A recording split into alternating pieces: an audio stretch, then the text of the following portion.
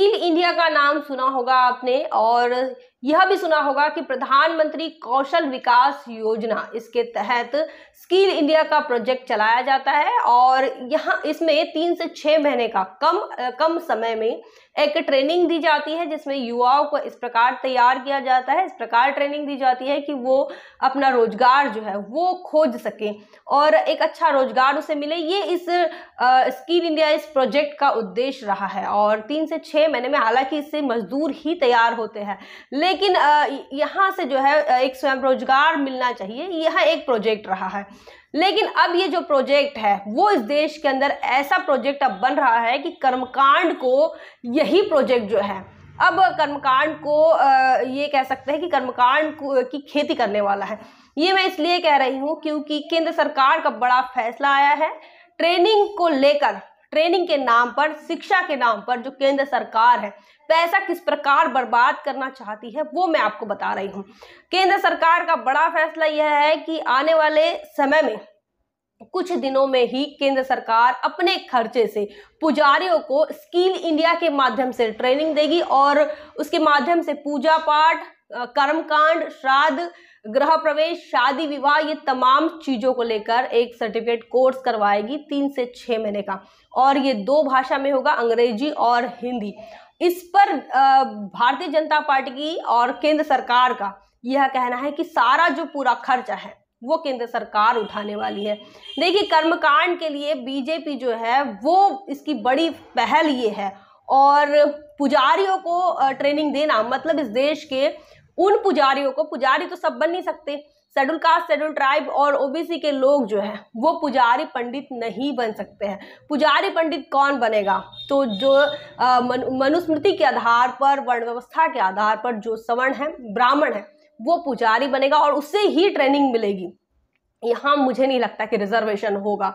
दूसरी बात यह है कि ये जो बजट की बात कर रहे हैं, जिस बजट की बात कर रहे हैं, वो बजट केंद्र सरकार कह रहा है कि अपने जेब से केंद्र सरकार देने वाला है और राज्य सरकार के जो खजाने पर कोई भी इस पर कोई भी आंच नहीं आएगी। राज्य सरकार इसमें हस्तक्षेप नहीं करेगा। आपको यह भी बता दें कि इस योजना के तहत ये जो प्रोजेक्ट है वो किसे मिलेगा? ये प्रोजेक्ट मिलेगा विश्व हिंदू परिषद को। इस देश के अंदर कई संस्थाएं ऐसी हैं, कई इंस्टीट्यूशंस ऐसे हैं, लेकिन उन्हें ये प्रोजेक्ट नहीं मिलेगा।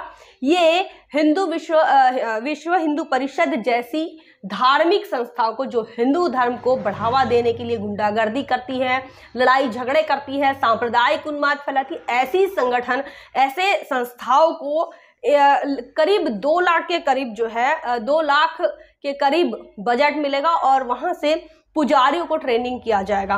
फिर एक बार हम झांकते हैं कि बीजेपी की सरकार जो है धार्मिक उन्माद पर और धार्मिकता के आधार पर बढ़ावा दे रही है। दूसरी तरफ मदरसों की जांच हो रही है। मदरसों में क्या चल रहा है, मदरसों में क्या पढ़ाया जा रहा है, मदरसों को कौन फंड दे रहा है, कहां से फंड आ रहा है, चाहे फिर वो सरकारी हो या फिर निजी मदरसा हो, उस पर भी सरकार की नजर है। मतलब दूसरे के धर्म में क्या चल रहा है, उसको किस प्रकार से आतंकित किया जाए, उन पर किस प्रकार से दबाव बनाया जाए, ये काम भारतीय जनता पार्टी की सरकार जोरों शोरों से कर रही है, उनकी केंद्र सरकारें भी कर रही हैं। और वही बात अगर हिंदू धर्म के रक्षक के बारे में अगर आप देखें तो विश्व हिंदू परिषद जैसे जो संगठन है, चाहे बजरंग दल हो, चाहे भी और भी अन्य जितने भी भारतीय जनता पार्टी के सह संगठन है, उनको अगर आप देखें तो वो करते क्या है? वो गुंडागर्दी करते हैं, वो मॉब लिंचिंग करते हैं। लेकिन ऐसी संस्थाओं को बीजेपी का कहना यह है, बीजेपी सरकार का कहना यह है कि ऐसी संस्थाओं को स्किल इंडिया का प्रोजेक्ट दिया जाएगा। आपको ये बता दें कि बीजेपी ने इतने सालों की सरकार में एक भी नई यूनिवर्सिटी नहीं बनाई है। काला धन की बात की गई थी कि काला धन लौट कर वापस आएगा, नोटबंदी कर लेते हैं, लेकिन नोटबंदी करने के बाद भी काला धन वापस नहीं आया। ऊपर से आप ये सोचिए कि 2000 के नोट कहाँ गायब हो गए। मुझे तो सवाल उन पर भी आ रहा है, उन पर भी हंसी आ रही है, उस मनुवादी मीडिया पर जो कह रहा था, जो मनुवादी मीडिया ये बता रहा था कि अगर 100 फीट अंदर भी, जमीन के अंदर भी 2000 का नोट होगा तो वो स्कैन होकर पता चल जाएगा कि नोट कहाँ पर है। लेकिन आज संपूर्ण देश के अंदर 2000 के नोट गायब है। वो कहाँ है, वो भ्रष्टाचार की भेंट चढ़ गए, वो काला धन में तब्दील हो गए हैं। लेकिन ये बात बहुजन समाज नहीं समझ रहा। दूसरी बात मैं आपको यह भी बता दूं कि 2 करोड़ रोजगार की बीजेपी ने बात की थी, लेकिन 2 करोड़ रोजगार प्रधानमंत्री नरेंद्र मोदी ने कहा था कि हर साल 2 करोड़ रोजगार देंगे, लेकिन रोजगार नहीं मिला। उल्टा कोरोना काल के दौरान लोगों को जो समस्या हुई, स्वास्थ्य की समस्या हुई, अस्पतालों में जिस प्रकार से लोगों को असुविधा हुई, वो तो बात अलग है, लेकिन रोजगार जो छीना गया वो रोजगार आज भी वापस नहीं मिला है। अगर आप बात करते हैं महंगाई की, तो महंगाई तो आप तमाम लोग जानते हैं।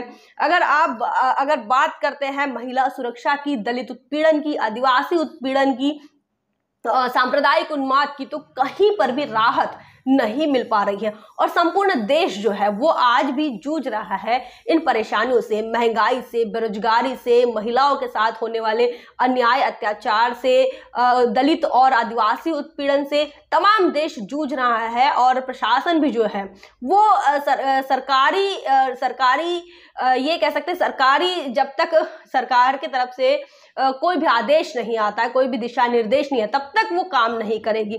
आगे बात करते हैं जीएसटी की, तो जीएसटी को लेकर भी कहा गया था कि वन नेशन और एक देश में एक ही टैक्स देना चाहिए, और फिर जीएसटी आई। उसके बाद आप सब तमाम लोग जानते हैं दूध, पनीर पर भी जो है जीएसटी लग गया है। हर चीज, खाने पीने की चीजों पर भी, दाल पर भी टैक्स लग गया है। और उससे जो है जो छोटा व्यापारी था, जो खुदरे व्यापारी थे, उनके जीवन पर प्रभाव पड़ा, आज भी वो उठ नहीं पाए हैं।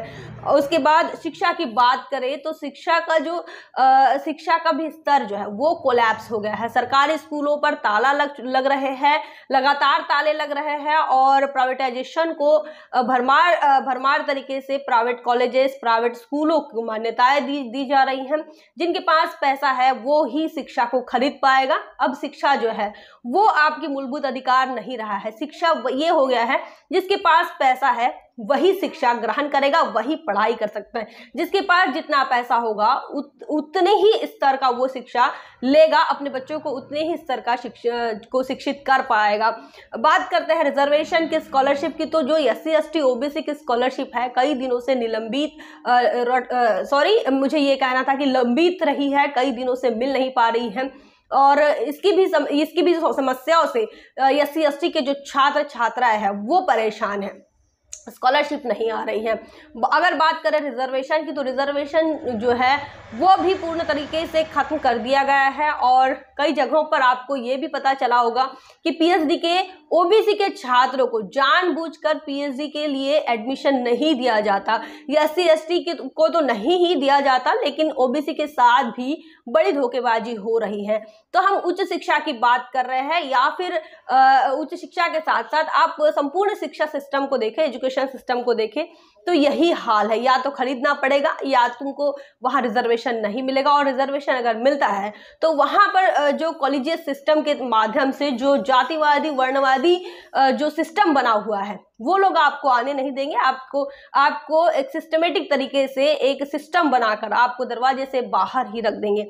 अगर हम बात करते हैं स्वास्थ्य की, तो स्वास्थ्य में भी भारत ने इतना कुछ ज़्यादा हासिल नहीं कर पाया है। कोवैक्सीन और कोविशील्ड के नाम पर देश के लोगों को मूर्ख बनाने का काम भारतीय जनता पार्टी की तरफ से लगातार हो रहा है, और अभी भी हो रहा है। उसके बाद बूस्टर डोज की भी बात आ गई है, लेकिन जो सरकारी अस्पतालों में जो निजी अस्पताल जो सुविधा दे रहे थे वो सरकारी अस्पताल नहीं दे पा रही थी। ऑक्सीजन के सिलेंडर नहीं मिल रहे थे, बेड नहीं मिल रहे थे, और लोगों को जो असुविधा कोरोना काल में हुई, महामारी के समय में हुई, वो उसको अभी तक उसका बैकअप अभी भी जो केंद्र सरकार है वो नहीं कर पाई है। किसानों का अगर हम बात करें तो किसानों ने 1 साल तक आंदोलन उन्हें करना पड़ा, जो किसानों के खिलाफ जो काले कानून आए थे उसको लेकर। लेकिन किसान जो है वो आज भी परेशान है। किसानों की उत्पादन, किसानों की बीज की समस्या, किसानों की कर्जों की समस्या जो है वो लगातार बनी हुई है। तो किसान भी परेशान है, युवा भी परेशान है, रोजगार नहीं मिल रहा है। अग्निवीर की भी बात कर लेते हैं। अग्निवीर की योजना को लेकर बीजेपी लेकर आई, और आपको बता दें कि भारत के इतिहास में ऐसा पहली बार हुआ कि तीनों दल के जो सुप्रीम है वो एक साथ आए और उन्होंने अग्निवीर का समर्थन किए, और वो भी पॉलिटिकल पर्सन के साथ। आपको ये भी बता दें कि रक्षा की जो बात कर रहे हैं, जब भी आप देखें भाषण तो प्रधानमंत्री मोदी जी चीन को आंख दिखाने की बात करते हैं, पाकिस्तान को सबक सिखाने की बात करते हैं, और तमाम जो अलग अलग देशों को लेकर, जो दुश्मन देशों को लेकर प्रधानमंत्री नरेंद्र मोदी जी जो बड़ी बड़ी बातें करते हैं। तो आपको यह भी बता दें कि वो देश की रक्षा के लिए आखिर बजट उन्होंने कितना रखा है।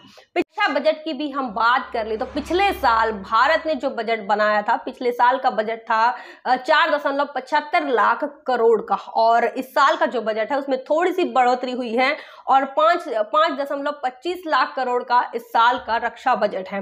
सेना की ताकत को लगातार कम कर दी जा रही है, और सेना के अंदर जिस भावना को लेकर लोग सेना में आते थे, अब वो अग्निवीर बन चुके हैं। आपको यह भी बता दें कि जिस चीन के साथ भारत को लड़ना है, जिस चीन के बुलडोजर भारत में आ चुके हैं, उस चीन का कितना बजट है, रक्षा बजट कितना है, तो उस चीन का रक्षा बजट जो है वो 230 अरब डॉलर का है। देखिए, भारत को आंखें दिखाना है और चीन को डराना है, लेकिन बजट देखिए रक्षा का। वही अगर अमेरिका की बात करें तो 768.2 अरब डॉलर अमेरिका का रक्षा बजट है। तो भारत के पास रक्षा बजट के लिए पैसा नहीं है, भारत के पास शिक्षा बजट के लिए पैसा नहीं है, भारत के पास जो है रोजगार देने के लिए, सरकारी नौकरियां देने के लिए पैसा नहीं है, इसीलिए निजीकरण कर रही है। रेलवे स्टेशन जो है, रेलवे स्टेशन का निजीकरण हो रहा है, संपूर्ण रेलवे का निजीकरण हो रहा है, बैंकों का निजीकरण हो रहा है, तमाम सरकारी संस्थाओं का, जहां पर जो कर्मचारी, सरकारी कर्मचारी जिसे कहते हैं, अब वो सरकारी कर्मचारी नहीं रहेंगे, वो कोई ना कोई वीर बनते हुए नजर आएंगे। तो इस प्रकार जो है सरकार के पास एक तरफ सरकार कह रही कि बजट नहीं है, और दूसरी तरफ आपको बता दें कि इस प्रकार से पुजारियों को तैयार करने के लिए, पुजारियों को ट्रेनिंग देने के लिए इस प्रकार से बजट वेस्ट करना, या फिर वेस्ट करना नहीं कह सकते, अगर दे रहे हैं तो भाई रोजगार तो, जिसको पुजारी बनना है तो ठीक है, लेकिन जिसको टीचर बनना है, जिसको शिक्षक बनना है, जिसको इंजीनियर बनना है, उनके लिए बजट क्यों नहीं है? उन किसानों के लिए बजट क्यों नहीं है? किसान क्यों आंदोलन कर रहा है? किसान क्यों परेशान है? किसान क्यों आत्महत्या कर रहा है? तो उनके लिए बजट क्यों नहीं है? आपको यह भी आपको बता दें कि पिछले 8 साल में 100 लाख करोड़ का जो कर्जा है वो भारत पर होगा, और अगर आज भी कोई बच्चा पैदा होता है जो कि एक दिन का भी नहीं है, उस पर जो कर्जा होगा वो लगभग 1.25 लाख का कर्जे में वो बच्चा पैदा हो रहा है। तो मतलब संपूर्ण देश के अंदर हर नागरिक पर लगभग 1.25 लाख का कर्जा है। तो देश के हर नागरिक पर कर्जा है, देश पर 100 लाख करोड़ का कर्जा है। तो देश जो है वो एक तरफ कर्जे में मरा जा रहा है, कर्जे में डूबते जा रहा है, दूसरी तरफ विजय माल्या, मेहुल चौकसी जैसे, नीरव मोदी जैसे लोग पैसा ले लेकर भाग रहे हैं, और बीजेपी की जो सरकार है वो पैसा कहाँ खर्चा कर रही है? तो वो पैसा जो है वो पुजारियों को ट्रेनिंग देने में लगा रही है, और केंद्र सरकार इसका पूरा बजट जो है वो अपने उसकी जिम्मेदारी जो है केंद्र सरकार की होने वाली है। तो इस प्रकार जो है खेल चल रहा है, बहुत बड़ा खेल चल रहा है, और भारतवासियों के लिए बड़ा खेल है ये। इस देश के SC ST OBC को समझना पड़ेगा कि इस देश में आपके सुरक्षा के लिए बजट नहीं है, आपको राहत मिले इसलिए कोई बजट नहीं है, इस देश में शिक्षा के लिए बजट नहीं है, सरकारी स्कूलें दनादन बंद हो रही है, सरकारी स्कूलों को ताले लग रहे हैं क्योंकि अफोर्ड नहीं कर पा रही है सरकार, शिक्षा को लेकर उसके पास बजट नहीं है। आपको यह भी बता दें कि नौकरियों के लिए उनके पास बजट नहीं है, और रक्षा, ये सबसे महत्व की बात यह है कि देश की रक्षा के लिए भी उनके पास कुछ खासा बजट नहीं है, बहुत ही कम अमाउंट आप देख सकते हैं। और हम बात करते हैं, हमें चीन को भी सबक सिखाना है, पाकिस्तान को भी सबक सिखाना है, और स्किल इंडिया के माध्यम से, मतलब एक प्रशिक्षण और एक ट्रेनिंग के माध्यम से पुजारियों का निर्माण करना, मतलब कहीं ना कहीं गुलामी की तरफ ढकेलना है। और बहुजन समाज जितना गुलाम बनेगा और जितने जल्दी गुलाम बनेगा, उतनी लंबी सरकार ये बीजेपी की रह सकती है, या फिर इस प्रकार के धार्मिक और सांप्रदायिक उन्माद फैलाने वाले लोगों की, धार्मिक और सांप्रदायिक विचारधारा वाले लोगों की, इस देश के अंदर जातिवादी और अमानवीय सोच वाले लोगों की सरकार अधिक समय तक रह सकती है। ये काफी गंभीर विषय है, इस पर आपका क्या विचार है, आप क्या सोचते हैं, कमेंट करके जरूर बताएं। बने रहे द थिंक पर। जय भीम, जय भारत। बहुजन विचारधारा को घर घर तक पहुंचाने के लिए हमारे YouTube चैनल को सब्सक्राइब करें, लाइक करें, कमेंट करें, शेयर करें और बेल आइकन की घंटी दबाना ना भूलें।